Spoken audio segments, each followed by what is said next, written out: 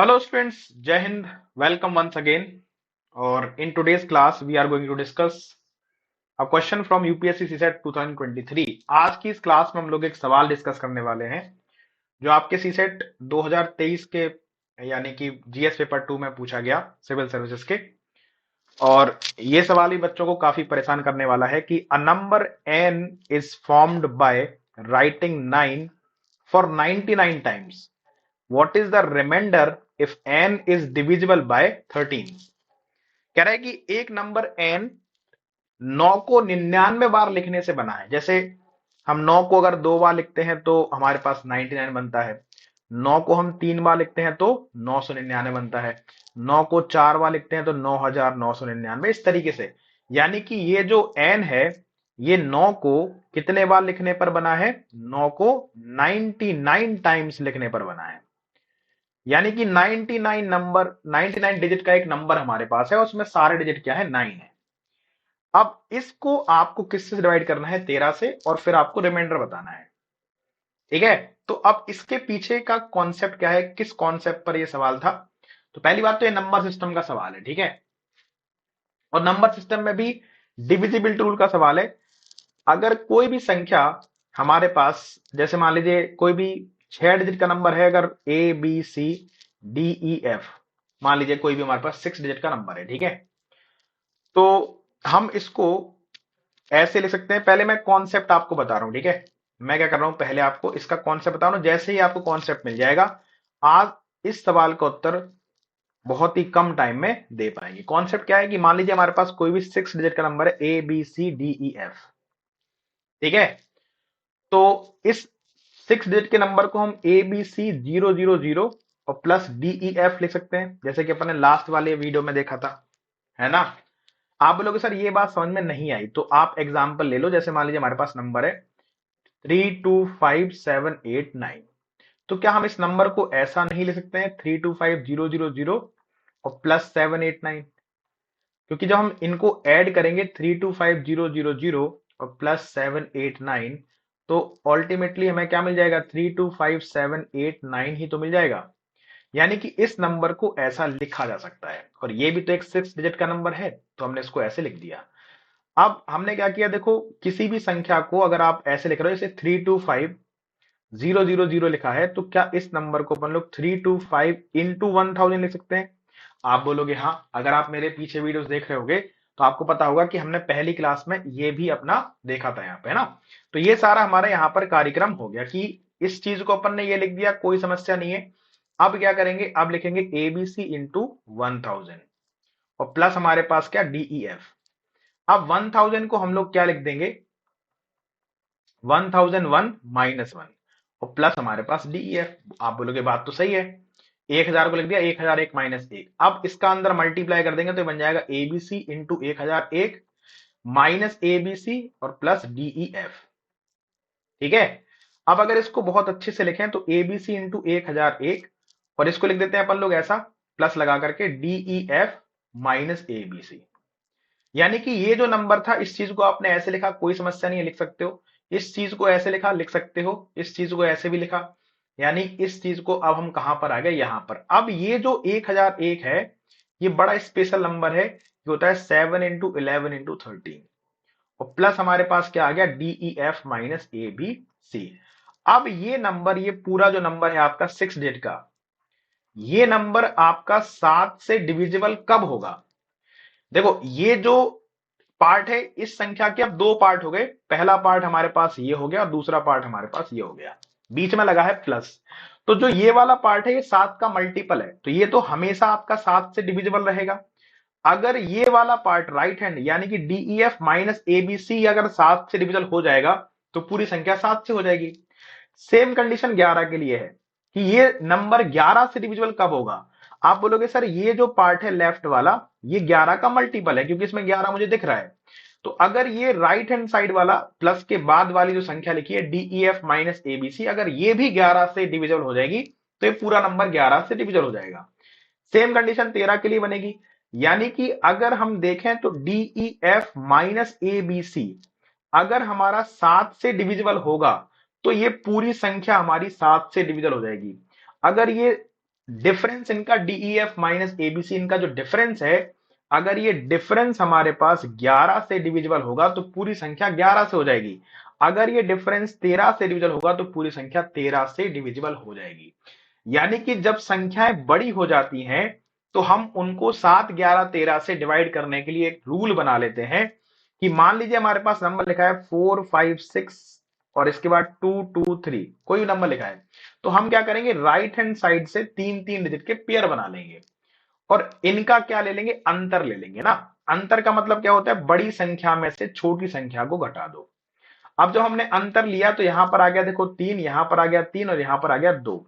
अब अगर ये 233 7 से डिविजिबल है तो ये संख्या 7 से हो जाएगी। अगर 233 11 से डिविजिबल है तो ये संख्या 11 से हो जाएगी। अगर ये संख्या 13 से डिविजिबल है तो ये संख्या हमारी क्या हो जाएगी, 13 से डिविजिबल। यानी कि होता है 7, 11, 13 का डिविजिबिलिटी रूल। अब अगर संख्या हमारी और बड़ी हो जाए, मान लीजिए A B C D E F G H I, तो हम इसी कॉन्सेप्ट को आगे भी बढ़ा सकते हैं। कॉन्सेप्ट हमारा यही रहेगा कि अपन राइट हैंड साइड से तीन तीन डिजिट के पेयर बनाते चलेंगे, यहां पर प्लस, यहां पर माइनस, यहां पर प्लस करते चलेंगे। यानी कि प्लस प्लस वालों को अपन सॉल्व कर लेंगे अलग, A B C plus G H I, और माइनस वाले को अलग सॉल्व कर लेंगे डी ई एफ, और फिर इनका क्या देख लेंगे, डिफरेंस, है ना। तो अब अगर इसी कॉन्सेप्ट को यहां पर लगाया जाए, जैसे मान लीजिए मैं पहले आपसे एक छोटा सा एग्जांपल बताता हूं कि मान लीजिए हमारे पास एक नंबर लिखा है 6 डिजिट का 999999, 6 डिजिट का हमारे पास एक नंबर लिखा है और उस 6 डिजिट के नंबर में सारे 9 हैं।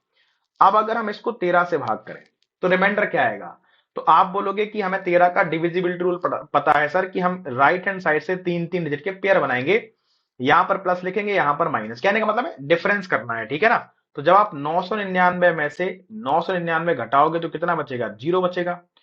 और 0 हर संख्या से डिविजिबल है। यानी कि ये जो 9 को आपने 6 बार लिख करके 6 डिजिट का नंबर बनाया था, ये नंबर आपका 13 से पूरा पूरा डिविजिबल है। अब अगर मान लीजिए मैं पूछूं, यानी रिमाइंडर 0 आएगा। अब अगर मैं आपसे पूछूं कि हमने लिख दिया एक 7 डिजिट का नंबर 999999, 9 को अपन ने 7 बार लिख करके एक 7 डिजिट का नंबर बनाया। अब मैं पूछ रहा हूं कि ये जो संख्या है 13 से भाग करने पर क्या रिमाइंडर आएगा। तो हम क्या करेंगे, इस संख्या को क्या हम ऐसे लिख सकते हैं, 999, हमने 6 बार 9 लिख दिया, 0 लगा दिया और फिर 9 लिख दिया। आप बोलोगे हाँ सर ये तो हम समझ गए, अब इस तरीके से आप लिख सकते हो डिवाइडेड बाय 13। तो मैंने ऐसा जानबूझ करके लिखा है, क्यों, क्योंकि ये जो पार्ट है हमारा, इसको हम लोग चाहें तो 9999999 इंटू 10 भी लिख सकते हैं। और ये जो संख्या है ये आपकी 13 से पूरी पूरी डिविजिबल है ना। तो अगर ये संख्या 13 से डिविजिबल है तो आप इसमें किसी भी संख्या से मल्टीप्लाई कर दो, वो 13 से डिविजिबल ही होगा। तो रिमाइंडर हमारे पास कितना बचेगा, रिमाइंडर हमारे पास बचेगा 9। रिमाइंडर हमारे पास कितना बचेगा, रिमाइंडर हमारे पास बचेगा 9, है कि नहीं। अब अगर इसी संख्या में मान लीजिए हमारे पास 8 डिजिट होते, तो हमें पता था कि जो 6 डिजिट है वो तो डिविजिबल है, केवल क्या बचेगा, जैसे इस संख्या को हम क्या लिख सकते थे, इसको लिख सकते थे 999, 6 बार अपन ने 9 लिख दिया, 2 जीरो और प्लस 99।